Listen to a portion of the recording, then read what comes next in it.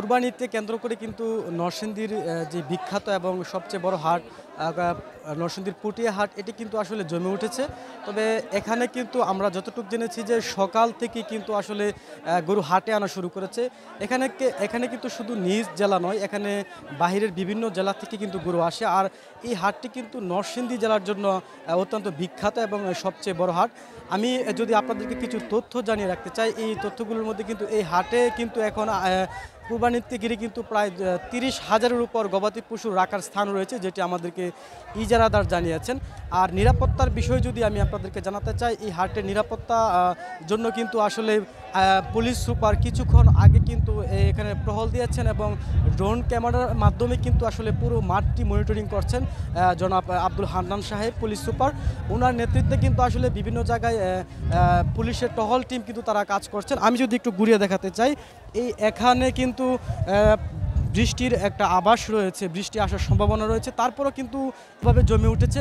তার পাশাপাশি আমি যদি এখানকার যে দাম দরের বিষয়টি আমি জেনেছি, সেটি হচ্ছে এই হাটকে ঘিরে কিন্তু যে গরুগুলো উঠেছে সেখানে কিন্তু ছোটো এবং মাঝারি গরুর বেচা কিনিগুলো ভালো হচ্ছে। অন্যদিকে কিন্তু যে বড় গরুগুলো রয়েছে, এই বড় গরুগুলোর মধ্যে কিন্তু আসলে বেচা কেনা তেমন নেই বললেই চলে, তবে দাম দর হচ্ছে। তবে আজকের এই আবহাওয়া, যে বৈরী আবহাওয়া, এই আবহাওয়ার কারণে কিন্তু যারা বিক্রেতা রয়েছেন তারা কিন্তু বলছেন যে এই আবহাওয়া যদি না থাকতো তাহলে ভালো বেচা বিক্রি হতো। অন্যদিকে ক্রেতারা বলছেন যে খামারি যে গরু এবং যে গরু পশুগুলো রয়েছে কুরবানির জন্য প্রস্তুত করা হয়েছে, সেটি কিন্তু দাম একটু বেশি চাচ্ছে।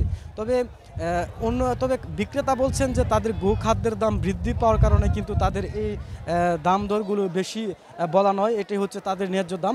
তবে সব কিছু মিলিয়ে কিন্তু আসলে আজকের এই হাটে কিন্তু পরিপূর্ণ। তবে প্রাণী সম্পদ অধিদপ্তর থেকে আমাদের কাছে যে তথ্যটি রয়েছে, নরসিংদী জেলাতে কিন্তু এই বছর গবাদি পশু কুরবানির জন্য প্রস্তুত করা হয়েছে 95,524টি।